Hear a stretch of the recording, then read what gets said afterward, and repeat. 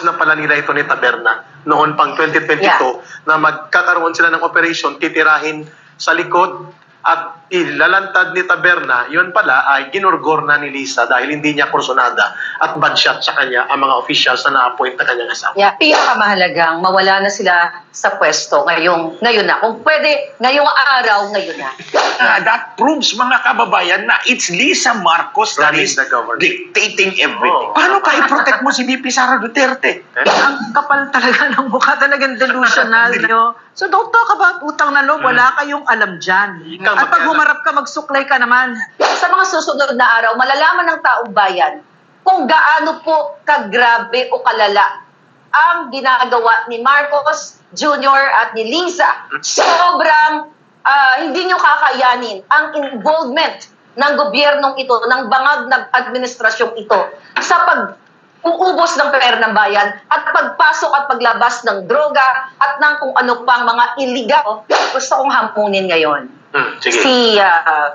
si Senate President Zubiri. Sige. Huwag mo nang hintayin na ilabas ko ang mga bagay na kinasasangkutan mo. Ayun. Dapat nang mawala sa pwesto si BBM dahil sa pinagagawa nilang mag-asawa na ay na kay Atty. Glenn, Maharlika, Ka Eric at Doc Lorraine ay nabudol talaga sila sa pagsuporta kay BBM. Kaya naman, hindi nila titigilan ang mga issue na hindi pinapansin ng Senate at Congress na involved sa Lisa Marcos at bistado din ang kasinungalingan ni Lisa at Katunying na matagal na palang magkasagwat sa mga ginagawa nilang operasyon para pasamain ang mga hindi gusto ni Lisa na nasa gobyerno na inilagay ni BBM, katulad nila Atty. Vic at Atty. Trixie, kaya patunay lang na si Lisa talaga ang nagpapatakbo ng gobyerno. Send sa akin ang audio na yan right after ng kanilang interview. So, ibig sabihin, patunay na talagang sila ay magkasabwat na even before. So, kaya kung ano man ang lumalabas sa mga vlog ni Taberna, dapat hindi na paniniwalaan ng taong bayan. With this audio, wala na siyang credibility. Kasi ang drama niya, right after ng interview, nagpa-thank you kay Lisa, sinight niya lahat ng mga process daw, doon sa secretary, na dumaan siya kay kung sino pa man yun. Then later, the next day, eto na yung audio, na mayroon na pala silang communication even before at magkasabwat sila sa pag-target kay Atty. Vic at nag-I love you pa sila. So, sabi ko nga kahit elementary, hindi pa ba malinaw sa inyo, bayan, men and women in uniform, mga palanggam, mga kababayan, hindi pa ba malinaw na meron tayong gobyerno at merong first lady na nagpapatakbo sa inyo at patuloy na nagpapahirap sa bayan? So, yes, we have to speak up now. Hindi na dapat natin patagalin ito. Dahil ngayon, after nung pag-flop ng kanilang interview, nag-post sila ng drama-dramang anniversary nila ni Marcos Jr. Hindi dapat, wala namang gumagawa ng ganyang mga leaders. You know, sa ibang bansa, meron man mga dinner, pero formal, hindi yung magpapakyut na parang akala mo, regla lang ni Liz. Sorry. Pinakamahalagang mawala na sila sa pwesto ngayon na. Kung pwede, ngayong araw, ngayon na.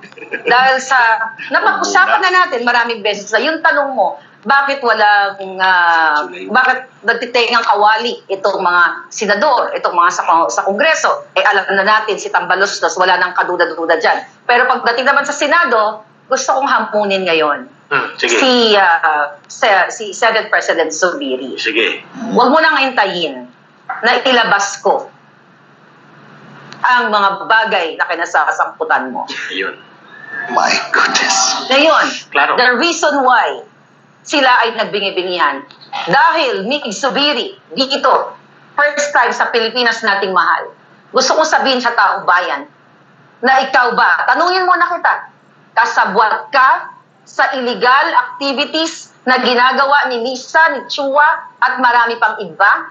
Kaya dinidedman nyo ang taong bayan? Kaya wala kayong pakialam sa taong bayan? Hindi nyo dinidinig ang hinaing ng mga Pilipino na kung saan meron kayong pananagutan sa amin, sa bawat isa? Bakit? Alam na po ng taong bayan. But syempre, mas maganda yan sa mga susunod na mga araw kung may papakita tayo mga solid na ebidensya na makapag-ugnay dito sa mga tiwaling senador at mga kongresista na sila ay kasabwat ng gobyernong ito sa smuggling, pulburon at kung ano-ano pa. Sa pagkakabunyag ng ganitong operation ko si Ma'am Lorraine pa, modus na pala nila ito ni Taberna noon pang 2022 na magkakaroon sila ng operation, titirahin sa likod at ilalantad ni Taberna, yun pala ay ginurgor na ni Lisa dahil hindi niya kursunada at badshot sa kanya ang mga officials na na-appoint na kanyang asawa. Yeah. Audio message from Lisa to Taberna. First, there are more enemies of the Marcoses, itong mga dalawang Marcos na to, kasi hindi naman kasali sila. Si Aimee, sila Imelda. Imelda. Itong dalawang Marcos na to, they have more enemies than they actually realize they have. Yan. And they do not know. Correct. So, Lalo nang lumantad ito ngayon. yes, ito nga, kaya nga, traitors do not inspire, much less demand loyalty. They get a dose of their own medicine. Wala This seems to be nagtumulong sa their kanya. area of giftedness. They make unnecessary enemies. Yes, that's correct. And they seem, kasi mga users no? But they don't Yun Correct. na nga, hindi ko maintindihan kung Users. bakit yung mga taong tumulong sa inyo naging number one na kalaban ninyo ngayon. Because nailantad ang katotohanan sa kung anong intentions nila sa pag-upo Si sa Pastor. Bangag. Pastor. And that's the Yeah. only thing I can think of. Pero Bangag is that there are actually more patriots out there right beside them than we realize. Yun. We thought tayo lang ang patriots dito. There are more in Malacanang feeding the public the information that we deserve to know. Yes. And exposing them for what they truly are. Correct. And then, ito, ang pang-finale ko doon sa comment ko. Sabi ni Lisa Marcos, you know how, directing it to VP Sara, VP Sara. you know how much Bong will protect you? Oh, di ba sabi niya, parang ano niya na, dapat may utang na loob ka kay Bong kasi exactly ipoprotect ka yun niya. ang tono niya. My goodness, your Bong could not even protect Vic Rodriguez from your machination. He could not even protect himself from being jumbugged in the face. Oo. Paano pa i-protect mo si VP Sara Duterte? Yung sinabi ni Lisa na my husband protected Protected me. him. The bloody gall. I mean, ang kapal talaga ng mukha. Talagang delusional na. Delusional. At saka parang si VP pa may utang na loob. No. You owe. The president owes his presidency to the Dutertes. The Yes. comeback of the Marcoses. Exactly. You owe the Dutertes that. And what did you do? In exchange for all that goodness and compassion and respect and support, anong ginawa nyo? Right away, you trashed the vice president. Now you think that Rodrigo Duterte is a public enemy number one at ginigipit ninyo. So don't talk about utang na loob. Wala kayong alam dyan. Yun. Yeah, that's right. Anxiety nga mga susunod na darating na araw in terms of extraction, itong kidnapping na kinasasakbutan ni Liza. Dahil may mga darating po tayo na mga exposed na siya, pero mga ebidensya na lalong, na I know na magiging dahilan kung bakit kailangan ng taong bayan na magsalita na dito sa pagiging involved ng Marcos administration ni Liza Araneta Marcos, pakipagsabuatan kay Francis Chua at sa iba pang mga kasabwat nila na mga politiko. Kasama dyan, meron sa Kongreso, meron sa Senado. Sa mga susunod na araw, malalaman ng taong bayan kung gaano po kagrabe o kalala ang ginagawa ni Marcos Jr. at ni Liza na mga illegal activities. Not only this extraction, Eric, Yes. Lorraine and Atty. Glenn. Sobrang hindi nyo kakayanin ang involvement ng gobyernong ito, ng bangag ng administrasyong ito sa pag-uubos ng pera ng bayan at pagpasok at paglabas ng droga at ng kung ano pang mga illegal o mga smuggling mapapunta sa kotse, kung ano-ano pang mga illegal na pinapasok nila sa taong bayan. So kaya lagi ako nananawagan, everyday, like you guys, na gusto kong mamulat ang taong bayan na dapat na talagang tapusin na sila. Dahil ang kapal at ang bangag na ng gobyerno natin. Kung hahayaan ninyo na magiging 4 years from now sila pa rin, then expect nyo na inyong mga anak ay magiging bangag din katulad nila. You have to know your place. You have to know your place. You have to stay in the background. That's right. You have to shut the F up. No, shut up. Yes. Diba? Huwag kang makialam. Huwag kang At pag makialam. humarap ka, magsuklay ka naman. Diba? Yun, isa pa yun. Utang na loob. Isa pa yun. Maligo. Maligo ka, mag-toothbrush ka. Miss Maharlika, Atty. Glenn at Ma'am Lorraine, marami pong mga Hindi ka supply maganda. dyan. Maraming supply dyan sa Raon at sa Divisoria.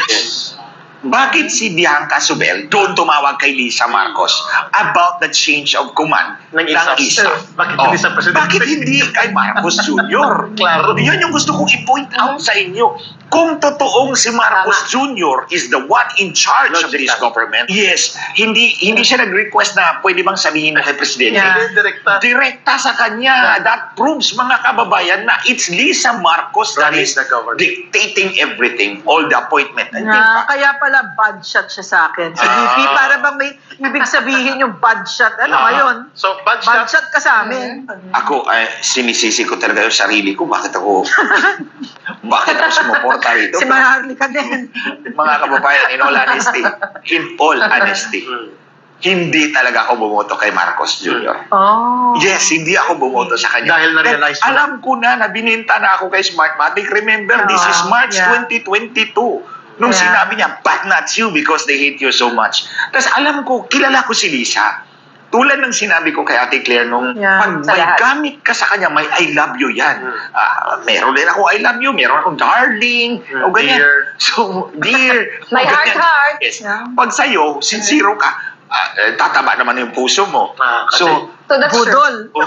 namudol nga tayo eh. Budol. Ako ay mas admit, namudol talaga ako, but at the end of the day, hindi talaga ako bumoto sa kanya. Kasi naramdaman ko na yun eh. Sabi nga ni Lisa, di ba, sa interview niya, pag banshot ka sa akin, hindi na kita sasagutin, hindi kita kakausap. Alam niyo mga kababayan, by March to May, hindi na niya ako kinakausap. So, hindi na niya ako tinatawagan, Sinat out hindi ka niya. sumasagot. Siya. Binasura Wala ka ng na ako. gamit. So alam ko na. So hindi ako bumoto, ba't ako? Nabudol nga ako over 6 years. Pero at the end of the day, in the ultimate day, hindi ba ako nagpabudol sa'yo? Kaya't narito pa ang mga komento mula sa mga netizens. Napakasakit para kay Atty. Glenn Chong. Nag-effort siya ng money at buhay niya. Pati kaibigan niya na buwis ang buhay. Napaka-unfair nila. Yun ang igaganti nila kay Atty. Glenn Chong. Very loyal si Glenn Chong sa mga Marcos. Pinaglarawan pa nga niya yan. Suddenly, di nakilala. Mas masakit din nangyari kay Atty. Rodriguez. Nangayaya at kakadepend kay Marcos. Tapos, kinawawa in the air. At the highest level. Pag hindi pa naman nagising ang mga nagtutulog-tulog dyan, ewan na lang. Senate and Congress, wag naman puro duwa. Itsura pala ng babae, ng belat sa inauguration, tapos yung mata niya, iba talaga ang dating, napaka-hypocrite. Ito talaga ang pagkakatiwala ng Marcos. Sana Las Marcos na to. Sana, natauhan na ang mga bobong bumoto sa kanya. Sabi na nga hindi lahat ng araw iyo, karma is just resting, but never day. We are calling the attention of Senate and Congress. Anong masasabi nyo dito? We need your action immediately. Dapat lipulin nyo, mga salot, si Kuting at asawa niyang ahas. At ismags, kawawa ng mga Pilipino, lalo na kaming mahihila. Meron pang nagmamalasakit para ilaban ang katotohanan. Tama si Atty. Tao, ang isa sa may mga true story about Lisa M. Hope pansinin ito ng Senado. May God protect you, Atty. Sad na pinaglaruan nila si Atty. Chong at ginamit nila. Kailangan magkaisa na talaga tayo mga kababayan ko dyan sa Pilipinas at dito sa abroad. Tanggalin na ang administrasyong sindikatong yan sa Malacanang at pati na rin ang Smart Magic. Joint process ng mga Pilipino na naloko ng Smart Magic na ito. Gamitin ang boses natin para mawala ng tuluyan yan. Para di na magamit pa sa susunod na election. Grabe talaga. Pagkaupo na pagkaupo, ayan ang smuggling, importation. Kaya pala hinawakan niya agad ang DA. Wala lang. Very normal sa kanila ang lahat. Sad to say, ang bago ay tanim kaso. Napanood ko kay Maharlika, a woman of integrity. Saludo po ako sa inyong lahat na may malasakit sa bansa natin. Sir Glenn Chong, magtataka ka kay Marcos na dati kinalaban niya ang Smartmatic. Dahil sa dinaya daw siya. Pero ngayon na may karapatan o kapangyarihan na siyang palayasin ng Smartmatic, ay bakit di na niya pinapansin? Kababain ka, Mr. President. Sarap buhay na kayo. Ngayon, dahil nasa posisyon na kayo, wala nang ingay si Kuting at ahas tungkol sa Smartmatic. Dati, galit na galit kasi nadaya siya. Ngayon, sila na ang nandaya. Trusted si Atty. Glenn. Maraming salamat sa pagbubulgar mo, Atty. Glenn. Now, alam na namin ang lahat. Connect na lang at kasabot na rin nila ang mga narco-politician, drug lords and protectors, smugglers. Kaya sa view ko, tinanggal rin nila si DG Bantag. Kasi alam nilang di sila makaporma kay Bantag. Kaya ayun, tropang kultong dilawan na personal recommended ng BFF na Lisa. Budlot mata. Ito po talaga lahat ang sinabi ni FPRRD. Hindi talaga makakonect si PBBM sa karamihang Pilipino na below average. Hindi niya alam ang buhay ng mahirap. Pero maraming mayayaman na malakas ang konsensya. Pero ang presidente natin, guilt-free. Wala lang kahit anong ngak-ngak natin. Pasok sa tenga, labas sa kabilang tainga. Kahit konting habag man lang sa mga tao, wala talaga. Kung wala po kayo at si Maharlika, bagong lipunan, paano na? Sila ang nagmamay-ari ng Pilipinas, PBBM, Lisa Araneta, Martin Romualdez, nikuting at ahas, ayaw sa katotohanan, gusto nila sa kadiliman, mga demonyo. Malawang ahas na to, baka tatakbo pa tong presidente, mas matindi ang kilikili power nito. Talaga ang Pinas, pag hindi gumising ang Pinoy, ang tingin ko nga, baka ibaba pang martial law para di na sila makaalis sa pwesto. Yan ang kabilib siyo, Atty. Glenn Chong, sa panindigan mo. Basta tama at kapakanan ng taong bayan, ipaglalaban mo. Tama ka, Atty. Glenn Chong. Di ka na dapat dyan magdidikit kay Kuting ng Norte, kay BBM, budol-budol man.